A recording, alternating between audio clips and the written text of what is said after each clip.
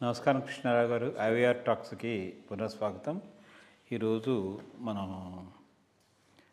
భారతదేశము అమెరికా మధ్య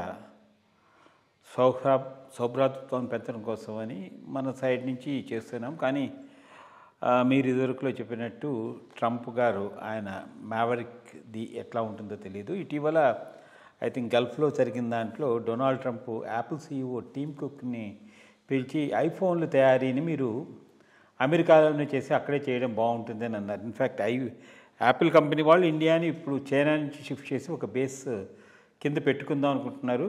బట్ మళ్ళీ మొన్న నెగోషియేషన్స్తో సుంకాలు తగ్గించడం ఇదంతా అయింది. సో ఈ విధంగా ఆయన ఆలోచనలు అంటే ఒక విధమైన స్థిరంగా ఉండట్లేదు.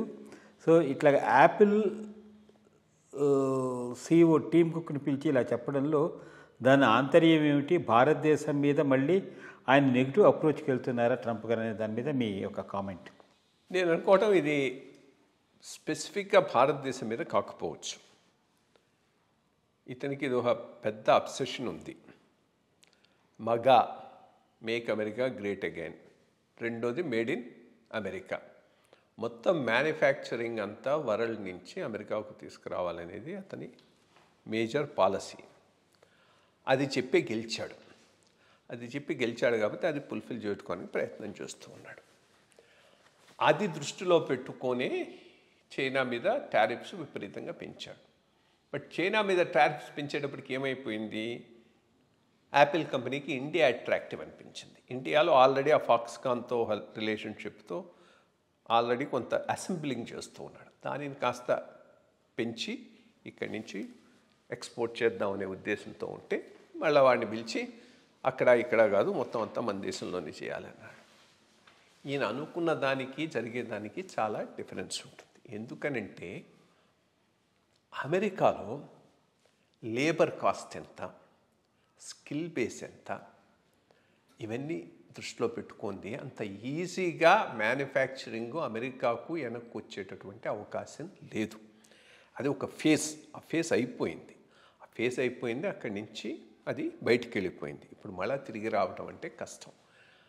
చైనా కాదు అంటే లాభపడే కంట్రీస్లో వియత్నాం ఉంది, మలేషియా ఉంది, ఇండియా ఉంది. ఇవన్నీ ఆల్టర్నేటివ్స్గా ఎమర్జ్ అవుతూ ఉన్నాయి. ఇక్కడ ఎక్కువ సంఖ్యలో ఇవి తయారై వచ్చేటటువంటి అవకాశం ఉంది. వీటి మీద కూడా అదే లెవెల్లో టారిఫ్ వేస్తాడా? వేయకపోవచ్చు. వేసాడు అంటే ఇంక అసలు ఇన్ఫ్లేషన్ విపరీతంగా అమెరికాలో పెరిగిపోయి వాడికే ఎసరుకు వస్తుంది కాబట్టి ఆ పని చేయకపోవచ్చు. బట్ ఒకటి మాత్రం నిజం, ఒక క్రూషల్ ఫేజ్లో మనకున్న అవకాశాన్ని చేయజార్చుకున్నాం. అది తిరిగి ఇప్పుడు పట్టుకొని తీసుకురావడానికి కష్టపడుతున్నాం. 2004-14 మధ్య అంటే అబౌట్ 2000 సంవత్సరానికల్లా WTO అయిపోయింది. WTOలో మొదట్లో మెంబర్ కానీ చైనా 2001-2 కల్లా మెంబర్ అయిపోయింది. అయిన వెంటనే వాళ్ళు కాన్సన్ట్రేట్ చేసింది మొత్తం ప్రపంచంలో మ్యానుఫ్యాక్చరింగ్ అంతా వాళ్ళ దేశానికి వచ్చేటట్టు. ఇన్ఫ్యాక్ట్ దాని ఎఫెక్ట్ ఎట్లా ఉందంటే ఇప్పుడు వాళ్ళ ఎకానమీ చాలా ఫాస్ట్గా అభివృద్ధి చెందింది. మొత్తం ప్రపంచానికే మ్యానుఫ్యాక్చరింగ్ బేస్ అయింది. ఆ టైంలో మనకు ఆపర్చునిటీ ఉండింది అవి మన సైడ్కు తెచ్చుకోవటానికి. కానీ మొత్తం మీద అది పెద్ద ఫెయిల్యూర్. నన్ను అడిగితే యూపీఏ పెద్ద ఫెయిల్యూర్ ఏదైనా ఉంది అంటే, మన్మోహన్ సింగ్ పెద్ద ఫెయిల్యూరు, సోనియా గాంధీ పెద్ద ఫెయిల్యూర్ ఏదైనా ఉందంటే మిగిలినవన్నీ కాదు.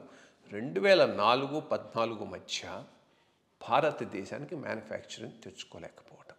ఇప్పుడు ఏమైంది? ఆ మ్యానుఫ్యాక్చరింగ్ వలన చైనా బలపడి అమెరికాను ఛాలెంజ్ చేయడంతో అమెరికాలో కూడా ఒక రకమైన ఫీలింగ్ ఇప్పుడుంది. ఓకే, రేపు ఇదే మ్యానుఫ్యాక్చరింగ్ మనం ఇండియా నుంచి అలౌ చేస్తే వెస్టర్న్ కంట్రీస్, అమెరికా, ఇండియా కూడా అంత పెద్ద ఎకానమీ అయిందనుకో ఛాలెంజ్ చేస్తుంది కదా.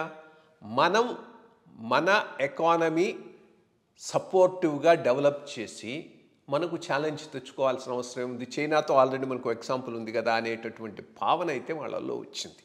సో అది ఇండియాకి ఈరోజు దెబ్బ కొడుతుంది. లేకపోతే 2014 నుంచి నరేంద్ర మోడీ గారు పెట్టిన ఈ మేక్ ఇన్ ఇండియా ఫోకస్సు, వీటి మీద ఇచ్చిన సబ్సిడీసు, దానివల్ల ఏర్పడిన ఎన్విరాన్మెంట్ వల్లనే ఈరోజు ఐఫోను ఇవి కూడా ఇక్కడికి రావడానికి అవకాశం ఏర్పడింది. బట్ అది ఇంకొక స్టేజ్ ఎక్కువకు పోవటానికి ఈ అడ్డంకులన్నీ వస్తున్నాయి. ఇప్పుడు ఈ మెగా ఇతను చేస్తున్నటువంటి ఇవి కోర్స్ చాలా చాలా కేర్ఫుల్గా ప్లాన్ చేసుకొని పోతూ ఉన్నారు. ముందు ఇమ్మీడియట్గా ఇంగ్లాండ్తో ఫ్రీ ట్రేడ్ అగ్రిమెంట్ ఒకటి ఎంటర్ అయినారు. ఇదే లైన్స్లో యూరప్తో కూడా ఎంటర్ కావచ్చు, అమెరికాతో కూడా ఎంటర్ కావచ్చు. ఎంటర్ అయినారంటే అప్పుడు మనకు మంచి ఏంలే వెస్టర్న్ యూరప్ మనము కాంప్లిమెంటరీ ఎకానమీస్, అది మర్చిపోకూడదు. ఇదే ఫ్రీ ట్రేడ్ అగ్రిమెంట్ మనం చైనాతో చేసుకున్నాం అనుకో, భారతదేశం దెబ్బతింటుంది. ఎందుకంటే వాళ్ళవన్నీ తెచ్చి మన దగ్గర డంప్ వేసేస్తాడు. మన మ్యానుఫ్యాక్చరింగ్ అంతా పూర్తిగా తుడుచుపెట్టుకొని పోతుంది. But America, western Europe, England, జపాన్తో మనకు ఉన్న అడ్వాంటేజ్ ఏంటంటే వాళ్ళ లేబర్ మనకన్నా కాస్ట్లీ. కాబట్టి అక్కడ ఏదో లేబర్ ఇంటెన్సివ్ ఉత్పత్తి అయ్యి మనకు దిగుమతి అయ్యే అవకాశం లేదు, మనమే అక్కడికి ఎగుమతి అయ్యే అవకాశం ఉంది. అందుకని అసలు నో టారిఫ్ ప్రపోజల్తో ఇండియా వచ్చిందన్నాడు. నిజంగా అది కరెక్ట్ అయితే చాలా ఎక్సలెంట్ ప్రపోజల్. అంటే మాకు పంపించే వాటి మీద టారిఫ్ లేదు, మేము పంపించే వాటి మీద కూడా నువ్వు టారిఫ్ పెట్టకూడదు. That is the thing. So వాళ్ళు మనకు అమ్మగలిగేవి కూడా హైటెక్లో ఉంటాయి కాబట్టి మనకు పెద్ద డిసడ్వాంటేజ్ లేదు. లో tech, high labour intensive, high employment intensive అని మనం వాడికి చేయొచ్చు. సో అది చాలా చాలా ఇంపార్టెంట్. సో ఇది అతను అన్న ఆ మాటను మనం స్పెసిఫిక్గా ఇండియా కోసం అన్నాడనైతే నేను అనుకోను. బ్రాడ్గా అతని mentality of make in America అనే దాన్ని రిఫ్లెక్ట్ చేశాడు. బట్ ఏ కంపెనీ కూడా వాళ్ళ ప్రెసిడెంటో ప్రైమ్ మినిస్టరో చెప్పాడు కాబట్టి అక్కడికి పోయి లొకేట్ కారు. వాళ్ళు కాస్ట్ బెనిఫిట్ అనాలిసిస్ చేస్తారు. బట్ ఈరోజు మనకు దెబ్బ ఏంది అంటే వాడు చైనాతో డీల్ చేసుకుంటున్నాడు, టారిఫ్స్ తగ్గిస్తున్నాడు. చైనాకు టారిఫ్స్ తగ్గిస్తే ఈ కంపెనీలు చైనా నుంచి ఇండియాకు షిఫ్ట్ కాకపోవచ్చు. ఇన్ఫ్యాక్ట్ అదో రీథింకింగ్ యాపిల్లో కూడా వచ్చింది. ఇప్పుడు యాపిల్ ఏం చేస్తుంది, యాపిల్ మ్యానుఫ్యాక్చరింగ్ చాలా ఉంది. యాపిల్ ఇండియాలో అమ్మటానికి మ్యానుఫ్యాక్చర్ చేస్తుంది, యాపిల్ అమెరికాలో అమ్మటానికి మ్యానుఫ్యాక్చర్ చేస్తుంది, యాపిల్ యూరోప్లో అమ్మటానికి మ్యానుఫ్యాక్చర్ చేస్తుంది. ఒకవేళ కనుక చైనా మీద కనుక వాడు టారిఫ్లు తగ్గించాడు అంటే అమెరికాకు అమ్మటానికి చేసే ఐఫోన్ ఫెసిలిటీ అంతా అక్కడనే ఉండిపోవచ్చు చైనాలోని. ఇండియాలో అమ్మేది ఇక్కడ చేయటం మొదలెట్టవచ్చు. అది మనకి ఇంపార్టెంట్. కానీ ట్రంప్ బై హిమ్సెల్ఫ్ చేసిన స్టేట్మెంట్ మనం పెద్దగా దాన్ని పట్టించుకోవాల్సిన అవసరం లేదు. ఏదైనా కానీ ఒక 10 ఏళ్ళు మనకు పెద్ద నష్టం 2004-14 మధ్య జరిగింది. ఇప్పుడు మ్యానుఫ్యాక్చరింగ్ మీద బాగా దృష్టి పెట్టారు. ఐ థింక్ అది కొన్ని ఒడిదుడుకులు ఉండొచ్చు, కష్టాలు ఉండొచ్చు. ఈ ఫోకస్ మాత్రం ఉంటే ముందుకు పోయే అవకాశం ఉంది. మరి వేచి చూడాలి ఆయన మ్యావరిక్ చేష్టలతో ఎట్లా ఉంటుంది. ఎందుకంటే మీరు చెప్పింది కాకుండా ఇది ఈ ఉదంతం ఏర్పడింది ఏంటంటే భారత్ పాకిస్తాన్ మధ్య యుద్ధానికి సయోధ్య కుదిర్చానని చెప్పి ఆయన చెప్పడము, మన వాళ్ళేమో దాన్ని కండెమ్ చేయడము, తర్వాత సబ్సిక్వెంట్గా కూడా ఇండియన్ వాళ్ళ మీద కూడాను అక్కడి నుంచి ఏమైనా రెమిటెన్సెస్ పంపిస్తే అదర్ దాన్ సిటిజన్స్ దాని మీద 5% ట్యాక్స్ వేస్తారన్న ఇదంతా కూడా భారతదేశాన్ని పిన్ డౌన్ చేయడానికి చేస్తున్నారా అన్న ఒక విధమైనటువంటి ఇది కూడా ఉంది.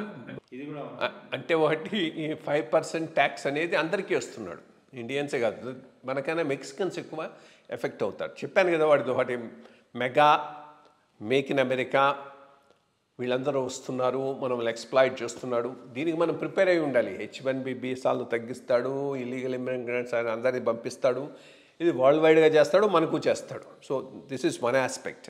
బట్ విత్ ఇన్ దట్ డిఫెన్స్లో మనతో కోఆపరేషన్కు రెడీగా ఉంటాడా, మార్కెట్ యాక్సెస్ ఇస్తాడా, ఈ రెండే మనకు క్రూషల్. ఈ రెండిట్లో కనుక వాడు మనకేమి చేయకపోతే సో వాడితో మనం పెద్ద సంబంధాలు పెట్టుకోవాల్సిన అవసరం లేదు. We can as well treat him as Putin and